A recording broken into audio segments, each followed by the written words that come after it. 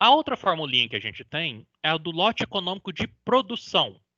Agora já pensando no nosso estoque final. O de compra, eu estou comprando material. O de produção, eu vou produzir para manter o estoque final. Nesse lote econômico de produção, eu vou novamente determinar o tamanho do lote. Mas para nos indicar qual que é o tamanho do lote fixo que eu vou trabalhar lá no MRP, que eu vou trabalhar lá no Kanban. Então, por meio do LEP, eu posso trabalhar com o melhor tamanho de lote possível para eu ter o menor custo intermediário de estoque possível. Isso que o LEP faz para nós. Encontra o menor custo possível de estoque intermediário. Como que é a formulinha do LEP? Ele funciona na mesma característica do LEC, só que eu tenho algumas características a mais, alguns itenzinhos a mais. O custo total tem essa formulinha, no qual eu tenho o P, que é a produção que eu tenho que estar entregando, menos o D, no primeiro item. E o segundo item eu tenho o D novamente. E por conta que o primeiro item, a primeira divisão aqui, a primeira fração mudou, muda também a derivada dela. Então a fórmula do LEP agora é 2CPD dividido pelo custo de estoque, que multiplica o complementar 1 menos D sobre P. Então agora mudou um pouquinho a nossa fórmula para o LEP. Igual no LEC de compra, é uma derivada simples. Eu encontrei o ponto de mínimo a partir do CT. Eu não vou calcular aqui para vocês, não vou derivar, que é no meu caso aqui é perda de tempo que alguém já derivou para a gente. Mas caso você crie uma equação só sua de custo de manutenção de estoque, você pode fazer a derivada primeira que encontra lá o ponto de mínimo. Já vou direto aqui para o nosso exercício para ficar mais fácil. Então, começando aqui o nosso exemplo. Alguém quer falar alguma coisa?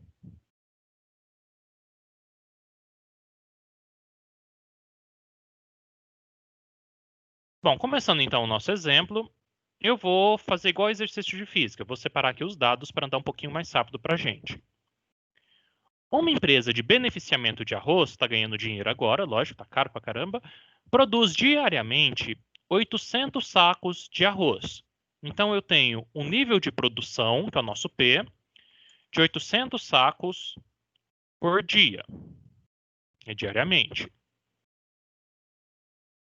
Eu tenho uma demanda aproximada de 400 sacos por dia ou 50 mil sacos por ano.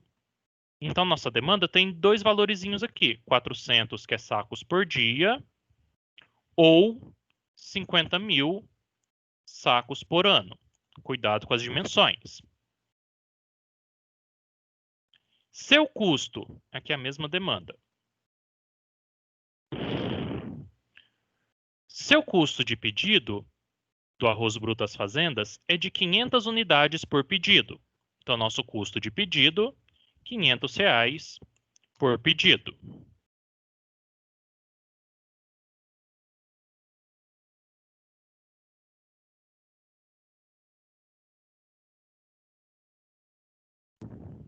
Só colocar em real aqui vai ficar mais bonitinho. Tendo custo de R$ 1 ao ano para armazenar o conteúdo. Então, nosso custo de manutenção do estoque é de R$ 1 por ano. E ele pede para a gente o LEP e o LEC, e o custo total com esse LEP.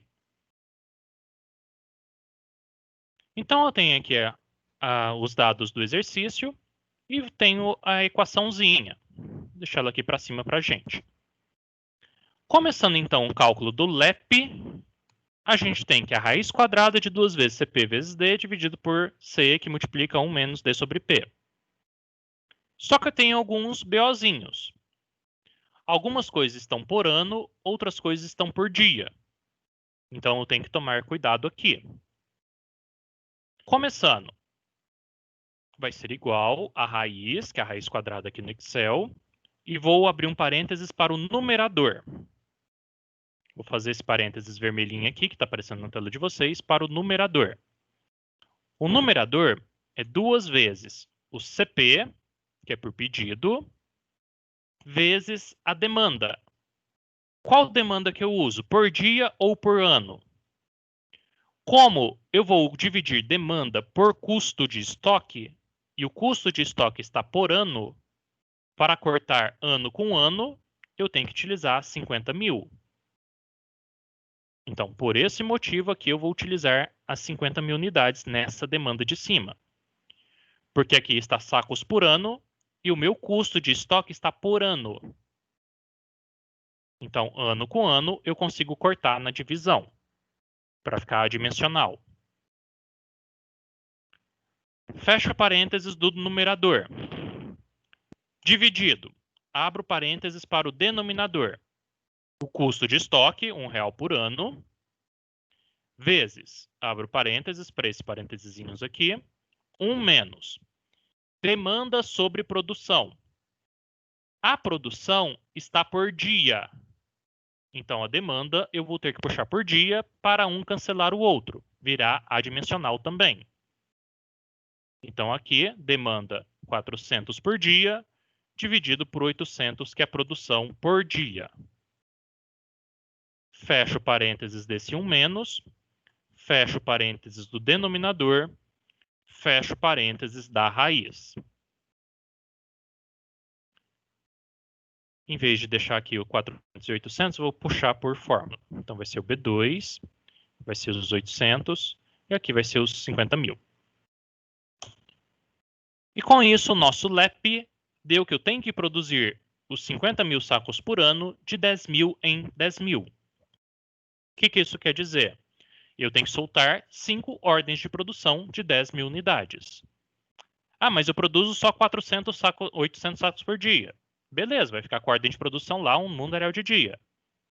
Vai ficar 12, 13 dias lá produzindo a mesma ordem de produção. Porque eu vou soltar de 10 mil em 10 mil.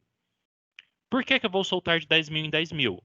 Porque nesse cálculo eu vou ter o menor custo total de estoque intermediário possível.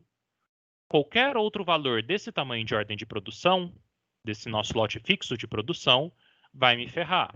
Vai ficar maior do que deveria. Calculando então o nosso custo total. O custo total é igual ao custo de estoque, R$1 por ano, vezes o que é o nosso LEP, o que eu descobri, a quantidade que eu vou produzir, vezes produção menos demanda. Então, eu tenho que ter os dois na mesma dimensão. Subtração e soma tem que estar na mesma dimensão. Não posso subtrair dia de ano. Então, menos a produção de 800, vezes a produção de 800, menos a demanda de 400. Tudo isso dividido por 2 vezes, vou colocar entre parênteses, 2 vezes a produção, que é de 800. Então, P menos D vai dar sacos por dia, e o P também está sacos por dia. Um vai cortar o outro, vai ficar adimensional. Então, estou de boa. Mais, segunda fração. CP, que é 500 por pedido, vezes a demanda. Aí, agora, a demanda eu vou utilizar por ano. Por que por ano? Porque quando eu for somar, eu vou somar com CE, e o CE está por ano. Então, tem que estar na mesma dimensão a soma. Por isso que esse D eu utilizei ano e esse D da subtração eu utilizei dia. Tudo isso dividido pelo nosso LEP. O meu custo total de estoque intermediário, de estoque que vai ficar ali parado ao longo do tempo, é de R$5.000. Qualquer valor diferente para o LEP, por exemplo, vou produzir de 5.000 em 5.000. O meu custo já sobe. Vou produzir 15.000. O meu custo sobe. O menor custo possível é o de 10 mil unidades. Vou produzir de 10 mil em 10 mil e eu vou ter o menor custo possível na nossa empresa.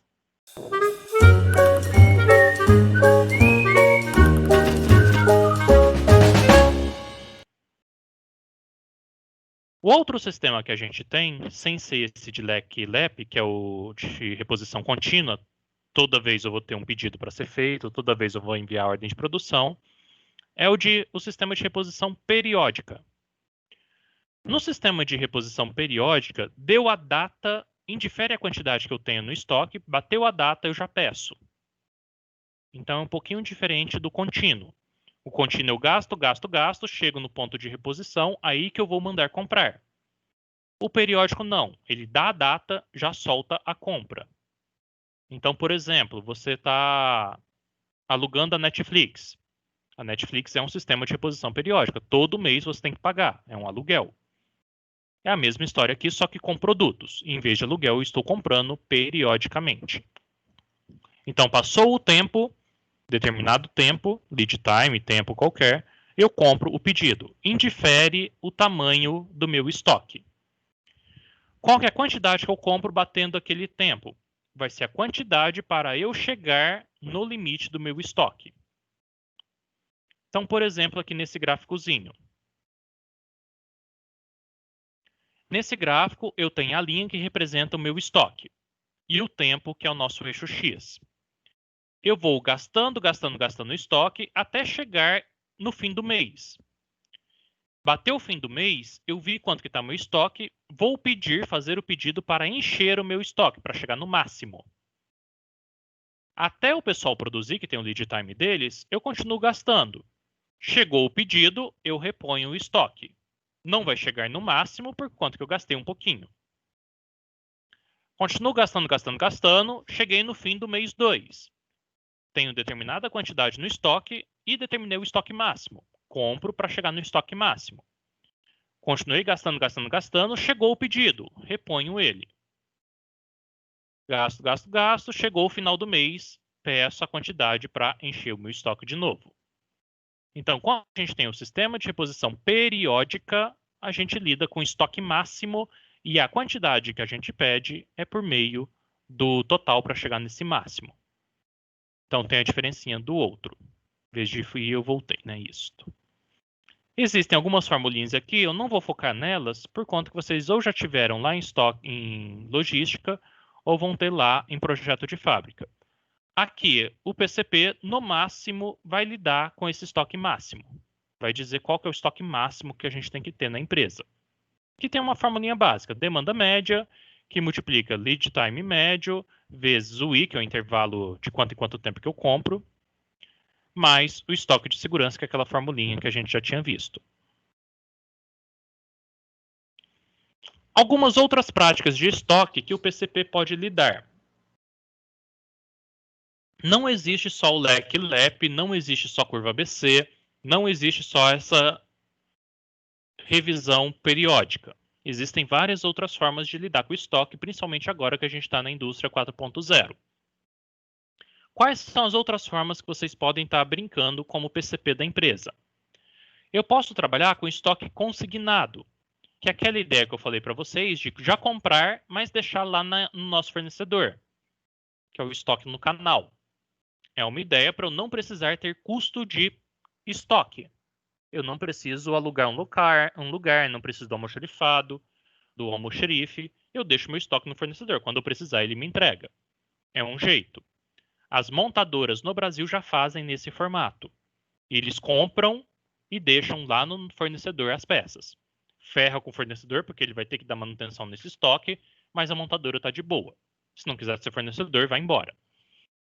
Posso ter o compartilhamento de informações, que é o que a gente chama de EDI. O EDI, dois PCPs conversam entre si por meio eletrônico. Digamos que na minha empresa eu tenho o SAP, aquele bambambam, o MRP bambambam, e na outra empresa eu tenho outro software qualquer. Tem um software lá que eu comprei da minha própria região. Por meio de programação EDI, os dois softwares conversam automaticamente, simultaneamente.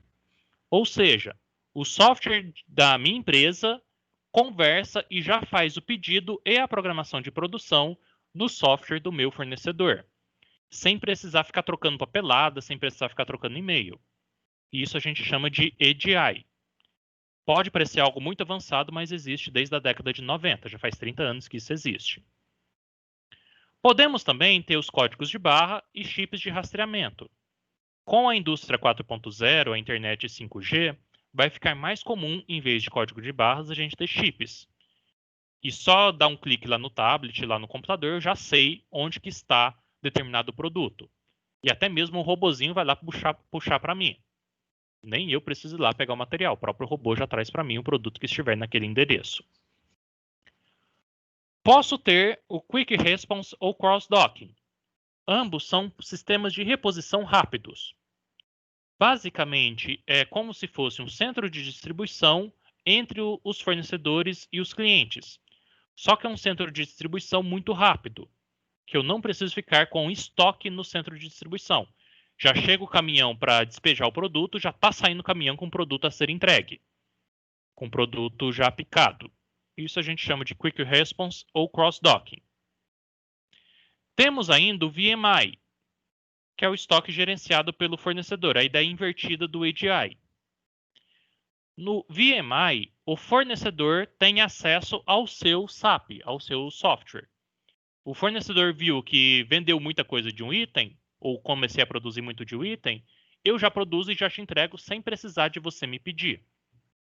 Então, já enxergo o quanto que está o seu estoque não almoxarifado e já começo a produzir e te entregar conforme ele. Posso trabalhar com reposição contínua. De tempos em tempos eu já entrego, que é o que a gente viu agora há pouco.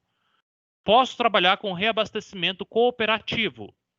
Isso daqui é bem comum quando eu tenho matriz e filial.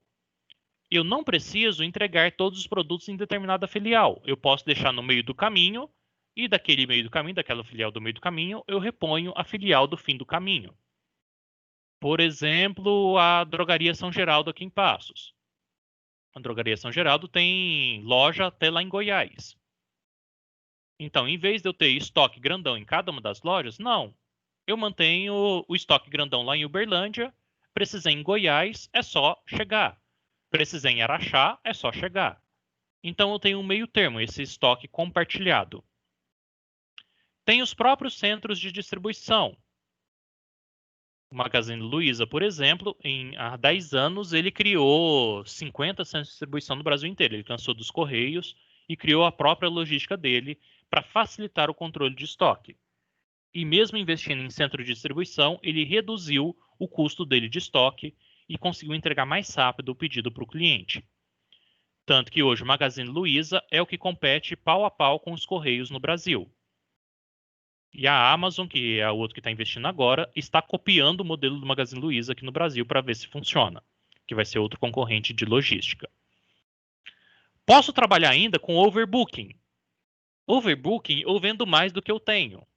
Porque se alguém desistir da compra, eu já vendia, eu vendia mais, então eu vou receber. Então faço uma reserva maior do que eu tenho de estoque. É bem comum em serviços. Por exemplo, uma pousada. Eu reservo, tenho lá 10 quartos para reservar, eu vou e reservo 11. Porque por dados históricos, eu sei que um vai falhar, um vai cancelar. Então eu vendo a mais por via de dúvida. Ah, mas e se todo mundo vier os 11? Aí eu tenho que pagar uma multa, lógico. Mas às vezes compensa mais o valor da multa do que ficar com o quarto vazio. O mesmo acontece em aviões, em ônibus. Muitos itens de serviço trabalham com overbooking. É contra a lei, porém a lei permite ao mesmo tempo. É meio esquisita a lei sobre overbooking. Existe uma lei no Brasil que não pode fazer overbooking e outra lei que fala que pode fazer overbooking. Então é bem esquisito no Brasil. Você tem que ver quais os tipos de empresa que pode fazer overbooking. Basicamente, a empresa aérea e empresa hoteleira pode. Outros tipos de empresas é proibido. E ainda tenho outra característica de gestão de estoque, que é o efeito chicote do fornecimento. Se o meu fornecedor do fornecedor atrasar, o meu cliente do cliente vai sofrer muito mais. Que tem o chicote que vai evoluindo a senoide. Em vez da senoide ficar perfeita, ela vai sofrendo uma variação muito grande nas pontas.